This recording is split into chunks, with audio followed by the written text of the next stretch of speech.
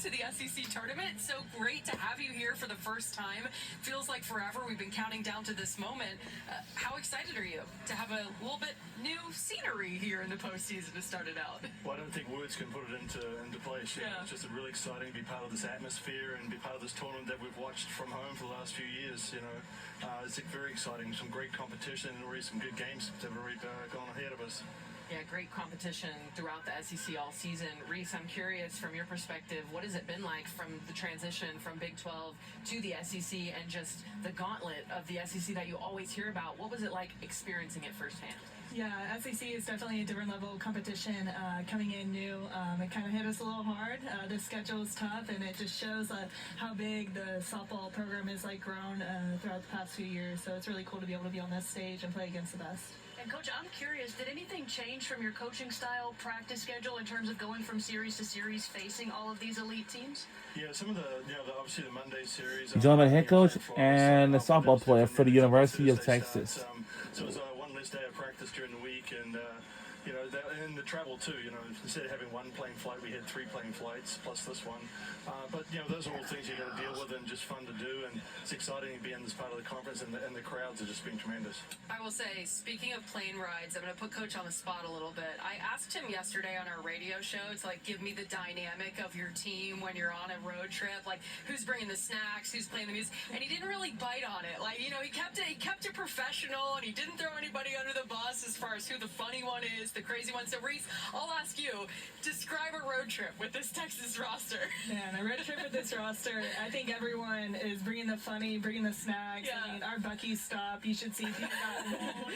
We have shopping carts. I mean, we load up on snacks. So I think our bus ride isn't the normal SEC Division I athlete type of snacks. I think someone picked up a boyfriend there on the Buc-ee's. God.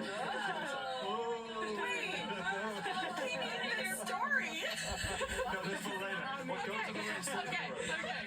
I want to know what you get at Buc-ee's, though. Oh, me, jerky, and then some of the barbecue turkey. Yeah. Spoken like a true Texan. I think we're converting. Tori loved it. Hey, y'all.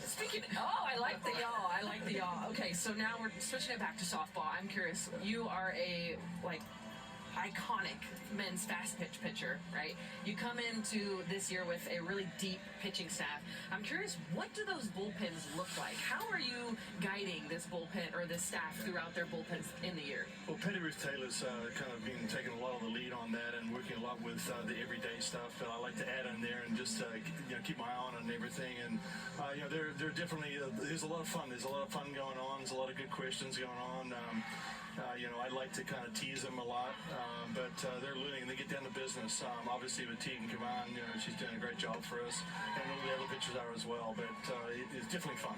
Has there ever been a question maybe that one of your athletes have asked you that kind of made you think oh, I don't know that answer right off the top of my head? Maybe I need to think about it a little bit more. Maybe not about pitching, but I feel the other stuff. Like I said, we get some interesting stuff going on in there, but usually about New Zealand, something about New Zealand, they want to know something more about my home country, and it's always fun to help spread some stuff about that. The best international men's fast pitch program is New Zealand, by the way, in case you folks don't know that. Reese, I am curious from your perspective as a catcher, what's it like to catch this staff adjusting? It seems like they complement each other so well. What do you get to see behind the plate?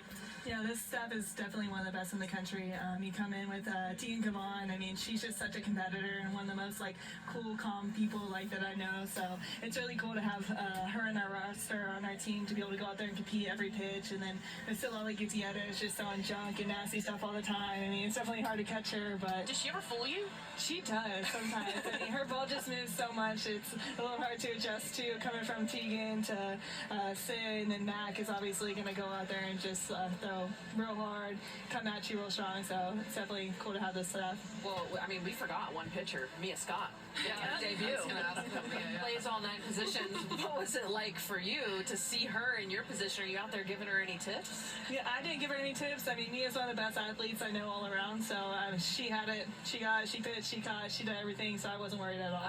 I'm jealous. How long did it take y'all to wear him down to make that happen? Well, I won't say that the umpire was really nervous about having Mia's catch. He said, "Hey, you know what you're doing back here? You're putting me at risk." Oh, no, but she killed it though. She's doing it. Thanks. What does it look like when you're scouting a game like the one we're about to see, Florida Ole Miss, and you don't know who you're going to get? What do the next 18 hours look like for you as you help them get ready for this game? Yeah, definitely sit down and watch it, and for sure, and then watch their recent games that they've played, and just get an idea. We played Florida already. We haven't played Ole Miss, so this will be a great game for us to watch and see what their latest tendencies are. When it comes to playing in this ballpark for the first time, does that make any difference? Do you have to do anything to familiarize yourself with what this place looks like? Because you haven't played here yet this season, right? That's He correct. was Yeah. big. Well, the game doesn't know that, and so True. we keep talking about that 60 feet turn left. I think I learned that from Sue Enquist. Yeah. Which you guys don't know. I always say that, but I learned it from her, and it's very true. It's going to play into your mind whatever you make of it, and so we just got to go out there and play our game, and it doesn't matter. Just so we play ready ball. Let's go. Yeah, well, you guys are used to that, certainly.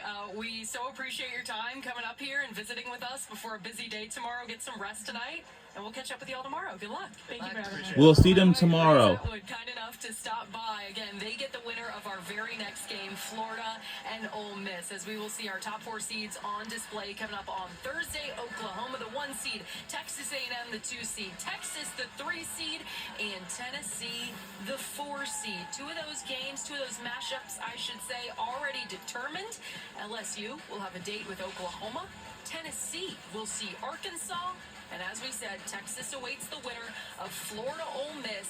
First pitch coming your way, 5:02 Eastern Time from right here inside Jack Turner Stadium in beautiful Athens, Georgia. We've also got some late night softball tonight, South Carolina, Alabama. The Tide getting a big win over Auburn last night to earn another shot at those Gamecocks who got the best of them in Columbia just a couple of days ago. Here's a look at, wow, there's a lot of numbers on